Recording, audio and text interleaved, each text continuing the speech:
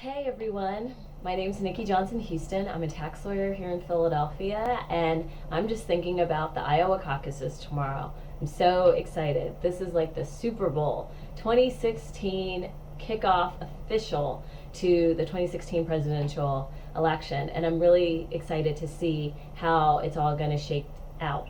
Is Donald Trump, who's been like the 500-pound gorilla in the room, is he really all show and no go? Or, does he have the substance and, the loyalty of his trumpeters, whatever you want to call them, behind them? Or will the upstart Ted Cruz with the evangelical vote, pull it through? I mean, he's really been putting on the pressure on Donald Trump in the last month. Or will it be, the young, handsome, charismatic Marco Rubio, for the establishment? Or, will you have someone come behind like Chris Christie, governor of New Jersey, John Kasich, very experienced governor of Ohio, more moderate, some people would say more reasonable of the Republican candidates? Or, do you go with sort of the establishment of the establishment, which is Jeb Bush, who really has had a disappointing showing over these last few months, incredibly well funded, so he won't have to get out of the campaign, but will he sort of feel pressured if it really just doesn't go anywhere? And I think for the establishment candidates, Iowa, they're not expecting to win Iowa. They just want to have a strong showing, and really New Hampshire is going to be where that's fought, with the idea that there'll be one man or woman standing. Looks like Carly Fiorina's kind of out of it at this point, but one person standing who can go toe to toe with Donald Trump. I think Donald Trump is a really interesting character, and I've been really surprised over the last few months. I think that he's really gotten a lot more buttoned up from where he started, and I know that people hate him and are really vilifying him. I would say that he's incredibly divisive, and I'm not going to say that he's not, but I think that people would be, you would be remiss in not paying close attention to him, not paying close attention to Bernie Sanders. They're really tapping in to something with the American public. And I know a lot of people are going to say they're tapping into xenophobia or racism or intolerance. And I think look, there's probably some of that, but I think that's too easy. I think what happens is, I'm a Democrat, I live in a Democratic city, a big town, and I think we forget that other people in the rest of the country may have different experiences, may have different values, may not have the same amount of diversity, and it doesn't mean that they're not nice people. They just have different values, just like they think their values are very different. It's just like what Trump and Cruz have been arguing about, New York values versus Iowa values. But to me, those are neither. It's American values, and I really want to see us get back to that. And this isn't just about making America great. What makes America great is its people, and there's a lot of people who are suffering, and this isn't about taking sides right now. It's just the reality is, over the last several years, things have been really, really tough. And I'm not going to say that it's all Barack Obama's problem or that it was George Bush. I think it's a combination of both parties who are really about corporate interest and not about the little guy, not about the working person, not about the middle class, and not even about the small business entrepreneur. They're about corporate interest. It's about getting as much money as you can. It's about consolidating power and kind of the hell with the American electorate. We're only good for our votes, and then they never follow through. And this isn't a Republican thing or a Democrat thing. This is a politician thing. This isn't even a Washington thing. They keep talking about Washington. People feel the same way about their politicians, their local politicians. It feels like they're in it for us. Instead of being public servants, they feel like they are in it to serve themselves, not to serve us. And I'm really concerned about that because, I think America, what makes us so great is our people and our values and the ability to be born here with very little and to achieve a lot. I'm definitely one of those people. I grew up really poor. I experienced homelessness and was able to get a good education and work hard and to have a successful life and career now. And what is really concerning to me is that I feel like there's so many less opportunities for what I was able to achieve and accomplish in my life and my career for the next generation for that to happen. And I'm seeing that with middle class kids, kids who have intact families, their parents are doing okay, and they're coming out of college and not being able to get jobs. And they're having to go back home and they're being supported or subsidized by their parents, and if not, they'd be in a really bad situation. And so for me, as excited as I am as a wonky type for the kickoff of the 2016 election, I'm still really concerned that I don't feel like either side is talking about these issues. Let's talk about what's going on the Democratic side.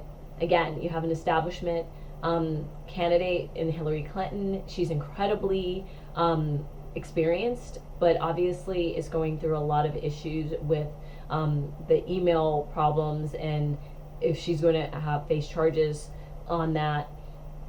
She's a woman, so she's dealing sort of with that double standard that happens from being a woman, but I think she's really tough and has a lot of support, but I don't think that she is inspiring to people. And really with Hillary, I respect how tough she is, and she's definitely someone to not be trifled with. I think what's missing for me is her authenticity, and I want to see who the authentic Hillary is. And I think she tries to soften herself because she thinks people aren't going to vote for her. Look, I know people always say they want the person that want to have a drink with. I don't care about having a drink with a presidential candidate. I don't even drink.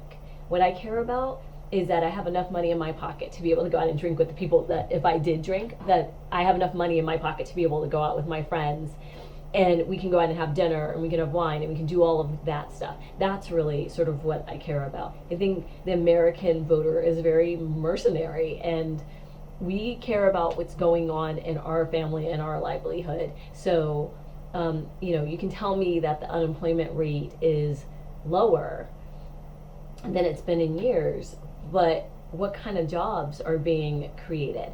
Is my life better off than it was 5 years ago? Am I financially better off? Do I have more opportunities in life? And if the answer is no, then I don't feel like the country's on the right track. I mean, it's funny, I was having this discussion at a cocktail party about a month ago, and got into an argument with someone because they were like, oh, things are great, you're crazy. And I'm like, there's so many people who are suffering. Yes, we have health insurance, but it's still incredibly expensive, and I have student loans, and we're still paying several $100s a month. And yes, that would be that's less than if I had Cobra, but it's it makes it very, very difficult, and to ignore those issues, real life issues. I think what campaigns are about is like broad strokes and broad ideas, but as a voter, I want to see that they're talking about issues of my life, that everything's not going to just constantly be put on my back because I'm successful, because yes, I'm middle class or lower affluent or whatever you want to call it, but I'm certainly not rich by any stretch of the imagination. And so increased taxes, increased regulation. I'm a business owner. I have my own law practice. That makes it that much more difficult for me. My business partner is the U.S. government, that I'm supposed to give them 40% of every dollar, basically, that I make after expenses. And I'm supposed to provide health care, and I'm supposed to pay my mortgage, and I'm supposed to pay my student loans, and be able to do fun things in my life. That makes it very, very difficult. And people are talking about it in big strokes, but the candidates who are saying these are issues, at the very least, even if they're not giving us details, they're at least having the conversation. And you feel like, what you see is what you get. And so I'm going to be really interested to see if the American electorate will come out and do something different. Are they sick and tired of being sick and tired? Or, will we do the same old, same old? I kind of wish that politicians would be honest with us, because as much as I love sort of punditry in the work, every time I listen, to a panel, I just think, my God, you're all like the same people. You all have the same educational background. You went to the same schools, you live in the same neighborhoods, and you worked on the same campaigns, and it just doesn't feel like you know any regular, normal people who are struggling to, pay their mortgage and pay their student loans. And we do want to have discussions about immigration. I'm not afraid to have those discussions, because immigration is a much larger issue than just any one ethnic group. We've made immigration synonymous with Hispanics, but there's a lot of different people who are trying to immigrate into this country. So there's Africans, there's Haitians, there's Europeans, there's Canadians, there's, shout out to you, Ted Cruz, there's Asians. I mean, from all over, there's people from the Middle East, there's people from all over the world who are trying to immigrate here. And we really need to come up with some real policy. But also at the same time, I'm not wrong to at least want to have the conversation and to say, selfishly, you might add, what does that mean for me? What does that mean for my family? Am I going to be safer, richer, healthier because this is going on? Or am I wrong to have those kinds of concerns? Tell me. Let's have that larger conversation. So I really can't wait to see, is it going to be establishment versus sort of the upstart? Is it going to be Bernie Sanders, the socialist, who's talking about income inequality? And can I just say, what frustrates me is that when Bernie Sanders talks about income inequality, and I have to say, I'm a tax lawyer, so the idea of making taxes astronomical on everyone doesn't work for me. I don't think it's good policy. But I think what's frustrating to me is how dismissive the Democrats have been about Bernie Sanders and how they have acted in this sort of selection process with having debates that weren't exciting or inspiring, and half the time I didn't even know that they were on because they were on at 3 o'clock in the morning on a Sunday. And so, but I think what's frustrating to me is they're saying, oh, well, we can't, we can't do that. We can't make things equal. And I'm thinking to myself, well, wait a second.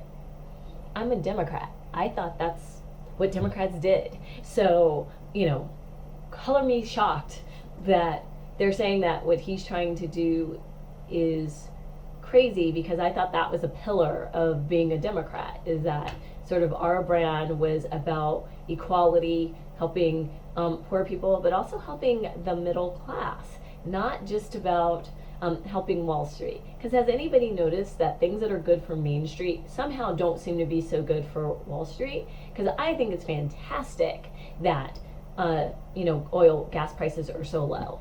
But apparently my 401k doesn't seem to think so. So why is that something that would be good, seemingly? That's extra money in my pocket. That means, I can take a road trip. That means it should cost less for me to get on an airplane, I just took a cruise, to take a cruise. It should be all of those kinds of things. And it isn't. And it just feels like we're stuck on some fundamental issues. So for me, the top 3 things I'm going to be looking for tomorrow is, are voters really voting with their feet? Are they really looking to do something different? What are your top issues? To me, it's the economy, it's safety and security. So that means the border, that means ISIS, that means gun violence, that means Black Lives Matter. So all of those things. I care about opportunity. I'm not even going to even call it income inequality. I care that people who work hard have an opportunity to make a better life. And I don't see that right now. There's people who work incredibly hard and they make so little that they're better off on, food stamps. They need food stamps. They need to be subsidized. And that somehow just doesn't seem right to me. So I want to hear that optimistic opportunity piece. So it isn't just, okay, we're not on the right track, but tell me how we're going to be on the right track. And it isn't just about, okay, the other side is bad and they're the reason. Like, we're literally all in this together. And I need to hear that, because that's the person I will vote for. I think we've gotten to this place where everyone's the enemy, but I think people on the Republican side, some of them have really good ideas, and I think that they want to see the country grow. I think we can certainly agree to disagree on what some of the paths are, but I'm willing to vote for the person who's going to make things better, that's going to make it possible to go to college and make that investment and take out those loans, maybe not so astronomical, so that it's reasonable, that you have a decent shot at getting a decent job even if you don't go to college, that you have good skills, that you have good life skills, good coping skills. And so for me, I want to see that optimism. I want to see safety and security. I want to see some economic policy in a really substantial way. We have a lot of debt without a lot of opportunity, and how do we get people to change in this world? How does immigration work? Let's have these discussions without calling people names, because it just shuts things down. When Trump has an anti-immigration stance, I get it, and you may not like it, but calling him a racist stops the conversation. On the other hand, Hillary Clinton is pro-immigration. Great. And, there's terminology that's associated with that. So calling someone an anchor baby, bad, and rapist, bad. Saying someone's an undocumented worker without being willing to say that what they're doing is illegal, I'm not necessarily so comfortable with that. I want to have a real conversation. Tell me why I'm wrong to have these concerns. Tell me where I'm getting it wrong. Tell me where I'm getting it right. Tell me how this is going to work out. Regardless of who your side is, I want to have that conversation. I don't want someone to tell me what to think. I want them to give me all of the information and I decide what I think.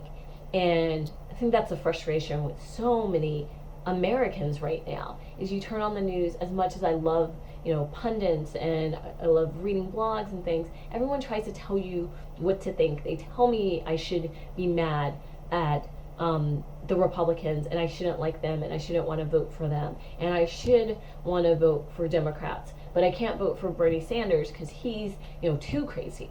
So basically I've been told I can only vote for one person, but that one person hasn't talked about the issues that are important to me. So you don't tell me, I tell you. I vote. So, give me the tools that I need to be able to figure out the person that I think is going to do the best job. So, okay, America, get ready to see what happens tomorrow. I'll be back and do a follow-up video once we know what the outcome is for tomorrow's Iowa caucuses.